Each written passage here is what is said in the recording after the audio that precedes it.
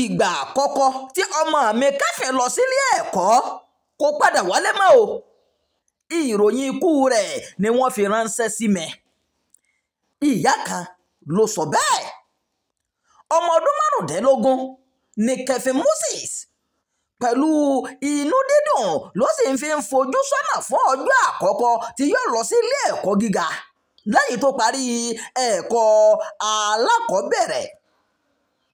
Ọ̀pọ̀lọpọ̀ àlá rere ni Kẹ́fìn ní fún ọjọ́ ọ̀la rẹ̀, tó sì ti ń wò ó pé nílọ ilé ẹ̀kọ́ gíga àti mọ́tà ni yóò jẹ́ ara ọ̀pákùtẹ̀lẹ̀ fún ìmúṣẹ àlá rere rẹ̀. Àmọ́ ṣá, ọ̀rọ̀ gba ẹ̀yìn yọ fún Kẹ́fìn àti ìyá rẹ̀ lẹ́yìn tí Kẹ́fìn lọ sí ilé ẹ̀kọ́ nítorí pé àlọ́ rẹ̀ ní ìyá rẹ̀ rí kò rí àbọ̀ rẹ̀ rárá o. Dípò ìròyìn ayọ̀ nípa ìjáfáfá ọmọ rẹ̀ nílé ẹ̀kọ́, ìròyìn ikú Kẹ́fìn ni wọ́n mú tọ ìyá rẹ̀ wá. Akẹ́kọ̀ọ́ 6 ló ti kú láàrin oṣù 10.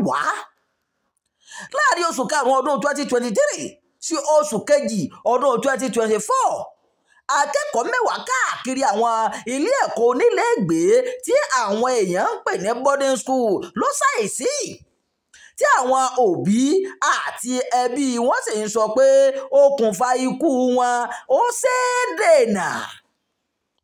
Nínú ìpẹ̀jọ́ kan lórí ikú akẹ́kọ̀ọ́ náà níwájú ilé ẹjọ́ gíga orílẹ̀-èdè Ghana kan, ilé ẹjọ́ náà fìdí rẹ̀ múlẹ̀ pé ilé ẹ̀kọ́ àtìmọ́tà jẹ̀bi fífi ọwọ́ yẹpẹrẹ mú ọ̀rọ̀ àárẹ̀ tó ṣokùnfà ikú Kẹ́fìn Moses. Àmọ́ ṣá, ilé ẹ̀kọ́ gíga àtìmọ́tà ti pẹjọ́ kò tẹ́mi lọ́rùn lórí ìdájọ́ náà o. Ìròyìn àjọyọ̀ fún ti àkókò yìí kò ní jù báyìí lọ. Ẹ má gbàgbé láti máa tẹ̀lé ìkànnì Jígí Alọ́ra.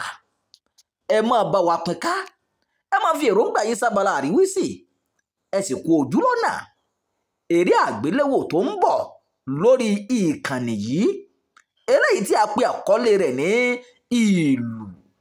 Ọ̀la tí í ṣe ọjọ́ 16 oṣù kẹsàn-án ọdún yìí ní ó jáde ní dédé aago 6 ìrọ̀lẹ́.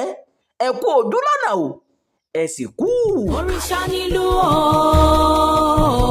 òrìṣà nílùú, ẹ má fojú di àdánù o. Òrìṣà nílùú o, sinimá titun ìlú ó ti jáde wá lórí YouTube. Ìkànnì Jígí Alọ́ra TV 24 lẹ ó ti rí wo àwòtún òní iṣẹ́ ńlá yìí. Sinimá titun ìlú multi-billion naira project lèyí yóò lágbára. Òrìṣà nílùú tó mú bá ìdílé kì í ṣọjọ́ gbà tó ṣàwọn gidi. Ìlú ní ṣàtọ́kùn eégún, ìlú ní ṣàtọ́kùn ṣá. Ìlú ní ti láti fẹsẹ̀ máa yàn gàlú ìlú tó kọ̀ fọ́ agbára.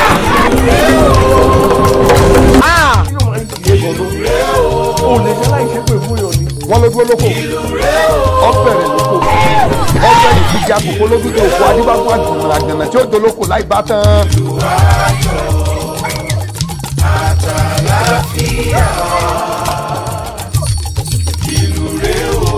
Ìlú agbára gba sinimá tó gbà padà búyọ tó gbà padà gbà. Ó fún lọ́nà láfojú ó yà pẹ́rẹ́gẹ́dẹ́. Ìwọ̀nba ni yẹn ń gbóná mọ́ láì ṣọ́ka. Olówó ayé ẹ̀rọ ra lànà kókó fẹ́fẹ́. Káyọ̀ ọmọ tìbí ọmọ mú wa ni o. Sinimá titun ìlú ká tó parí ẹ̀ ní lókèsàn ojú rí tó. Ẹ̀gá tá a sọ fún ẹ̀. Owó gbogbo lànà lórí ẹ̀. Adéọmọ Bankole. Aláṣẹ àfúndarí ilé-iṣẹ́ Jígí Alọ́ra ẹlẹ́kẹ̀rìndínlógún ni executive producer pẹ̀lú co-producer Yèyé Rosodika. Níyà Adédayọ̀ Age pẹ̀lú Adébáyọ̀ Jẹ̀lílì Piccolo ló direct yẹ. Starring Akin Lewis, Yèyé Rosodika, Taofik Adéwálé Dìgbòlùjà, Babátúndé Báńgbọ́dẹ Fọ́kọ́kọ́, Taofik Salami Mondusi, Òkìkí Ọ̀ṣìjọ́mọ́lẹ̀, Ìyákú Ègbé, John Odika, Ológbòjò, Móromúbọ̀làwà, Tọ́wọ́ ń dùn àti bẹ́ẹ̀ bẹ́ẹ̀ lọ. Nínú sinimá ńlá ìta pé àkọlé ẹ̀ ní ìlú. Subtitled in English. Apá kìíní ẹ̀ máa jáde kásàgbà sórí YouTube lọ́jọ́ Wednesday September 24 ọdún yìí. Nígbà tá apá kejì ẹ̀ máa jáde lọ́jọ́ Friday October 24 ọdún yìí bákan náà. Ẹ̀kúnkún mẹ́rin tẹ̀ ní ìkànnì Jígí Alọ́ra kẹrin/Brazil TV. Ilé ara ní Jígí Alọ́ra. Ojúmọ́ kan ara kan ni gbogbo bá ṣe ń jí dára. Ara la fi ń ṣe.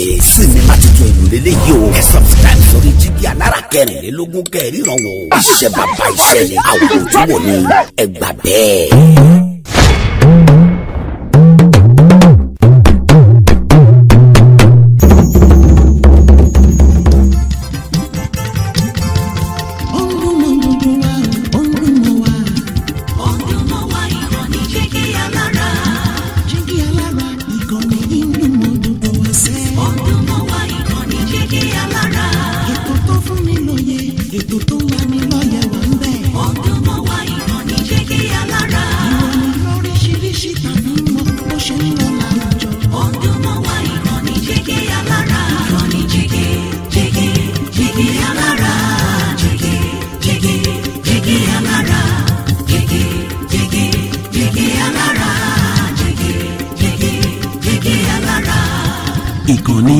alára kẹrìnlélógún bàbá gbogbo.